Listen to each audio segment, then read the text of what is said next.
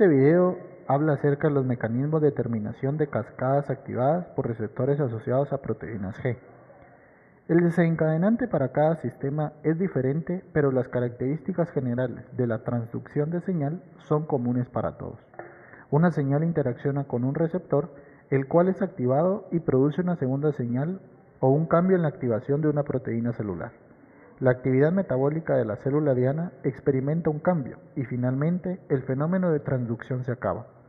Para que sea útil un sistema de transducción de señal, se ha de desconectar cuando ha finalizado el estímulo, ya sea hormonal o de otro tipo, por lo que los mecanismos de desconexión de la señal son intrínsecos a todos los sistemas de señalización, por lo que a continuación detallaremos los mecanismos. La afinidad que existe entre un ligando u hormona a su receptor se puede medir con el análisis de Scatchard. Este complejo receptor-ligando al formarse experimenta diversos cambios conformacionales que posteriormente permitirán la interacción con una proteína transductora, proteína G o la activación de un nuevo estado, poniendo disponibles sitios en la superficie del receptor. En una célula, las acciones de un ligando inician cuando este ligando se une específica y fuertemente a su receptor o a su célula blanco. La unión se lleva a cabo por interacciones del tipo no covalente. La interacción receptor-ligando producirá un cambio conformacional alterando la actividad biológica del receptor, por lo que la afinidad de un ligando a su receptor puede ser medido por el análisis de Scatchard, que describe la concentración del ligando necesaria para que se dé una semisaturación del receptor.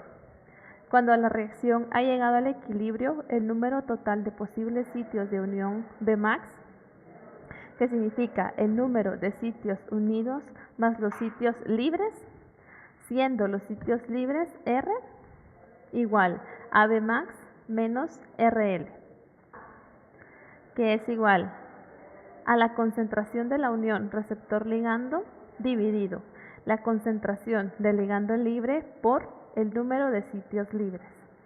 Así queda una relación receptor-ligando unido y ligando libre, que sería igual a Ka o constante de asociación por Vmax menos RL, o 1 partido KD, que lo que es la constante de disociación por Vmax menos RL. De esta relación se obtiene una recta, la cual obtendrá una pendiente de la recta será menos Ka o menos 1 KD. Cuando la recta se extrapola hasta la abscisa, la interacción será el valor de Vmax o número total de sitios de unión específicos del receptor, teniendo como abscisa la unión receptor-ligando y como ordenada la relación ligando-hormona o hormona libre. La interacción hormona-ligando llega a tener valores de KD entre 10 a menos 9 y 10 a la menos 11 molar, que significan que tiene uniones fuertes. Ya teniendo en cuenta lo que son los receptores de señalización unidos con sus hormonas, pues vamos a ver entonces ahora cómo actúa el sistema beta-arrestina y el receptor quinasa. Vemos entonces que el receptor de señalización se sigue estimulando y puede seguir activando proteínas G.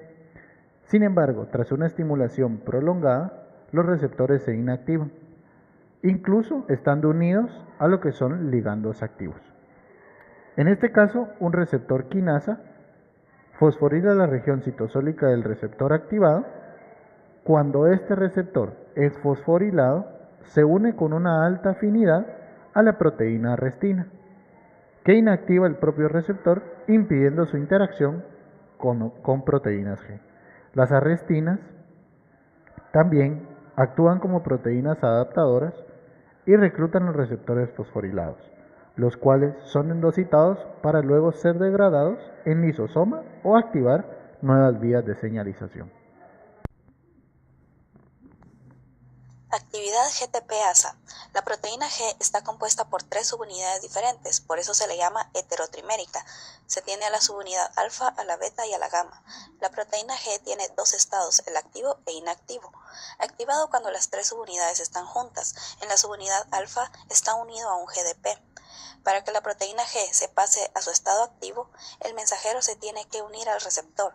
En la subunidad alfa se sustituye el GDP por GTP y ese cambio conformacional hace que el complejo beta y gamma se separen y la subunidad alfa unida a GTP se une a adenilil ciclasa y así se produce el segundo mensajero. El principal es el AMP cíclico, debido a la activación de la proteína G. Se provocan varios efectos metabólicos y a la vez por eso se le llama receptor metabotrópico. Para que no se dé una excesiva estimulación del receptor, se bloquea por fosforilación para que pase de un estado activo a uno inactivo. Se le quita GTP. La subunidad alfa funciona como una GTP-ASA, o sea que hidroliza al GTP para convertirla en GDP.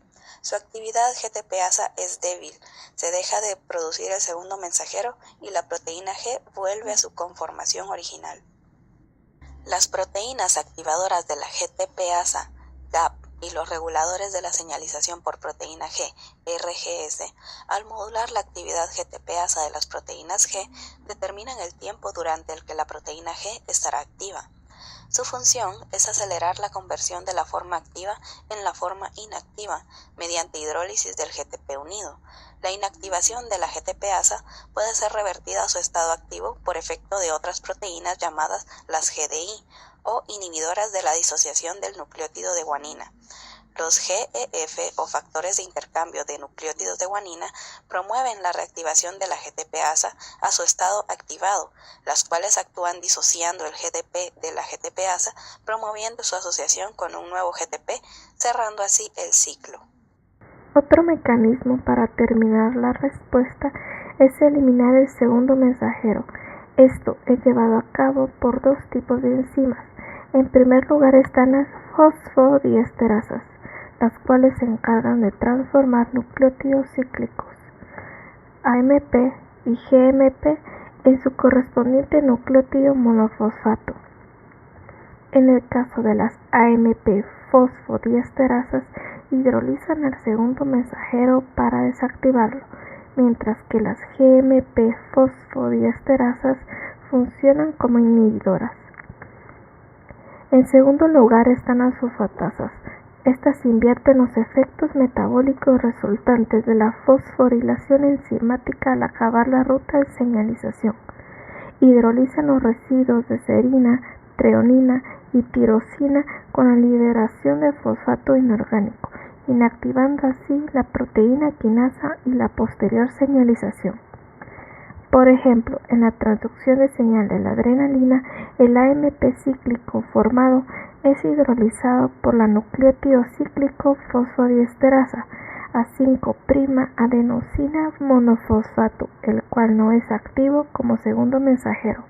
Además, cuando la concentración de AMP cíclico disminuye, la pKa vuelve a su forma inactiva.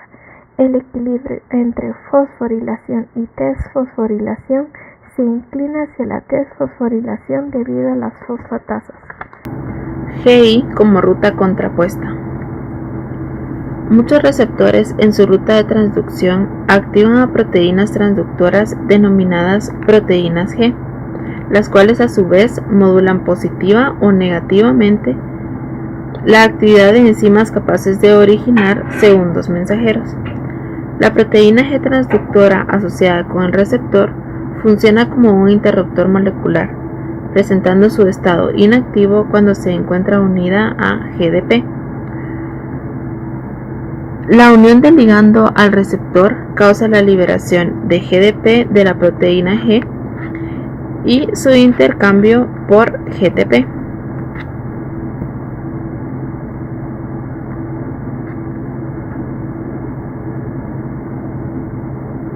Presentando ahora su estado activo.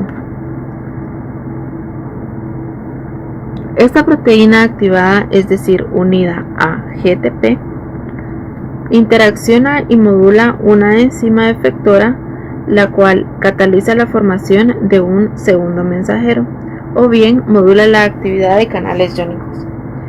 La hidrólisis del GTP unido a la proteína G convierte a la proteína a su estado inactivo. Algunas hormonas actúan inhibiendo la adenilciclasa, disminuyendo los niveles de AMP cíclico, suprimiendo la fosforilación de proteínas.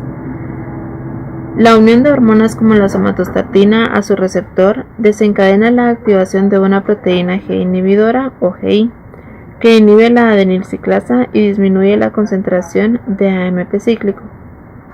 La regulación negativa de la actividad de la adenilciclasa sucede en algunos tipos de células, lo que proporciona un control ajustado del nivel de AMP cíclico. Por ejemplo, la prostaglandina o la adenosina inhibe la enzima por medio de la unión de receptores de estas hormonas con la proteína G inhibidora, la cual contiene las mismas subunidades beta y gamma como la proteína G estimuladora, pero una subunidad alfa diferente. En respuesta a la fijación de un ligando inhibidor a su receptor, la proteína GI asociada libera su GDP unido y une GTP. Luego el complejo GI-alfa GTP activo se disocia de G beta gamma e inhibe la adenilciclasa. Patologías relacionadas.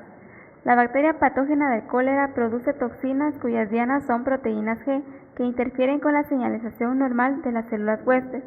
La toxina del cólera secretada por el microorganismo Vibrio cholerae en el intestino de una persona infectada es una proteína heterodimérica. La subunidad B reconoce los gangliosidos específicos de la superficie de las células epiteliales intestinales a los que se une, proporcionando una ruta para que la subunidad A entre en estas células. Una vez en el interior, la subunidad A se rompe en dos piezas, el fragmento A1 y A2. Luego el A1 se asocia con el factor de ADP ribosilación, una proteína G pequeña, a través de residuos de sus regiones interruptores 1 y 2, que solo son accesibles cuando el factor ADP ribosilación está en su forma activa.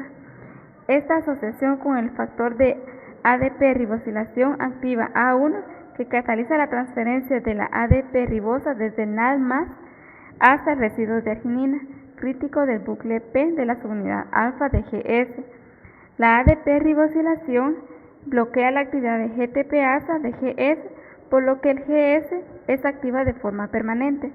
Esto produce la activación continua de la adenilciclasa de las células epiteliales del intestino.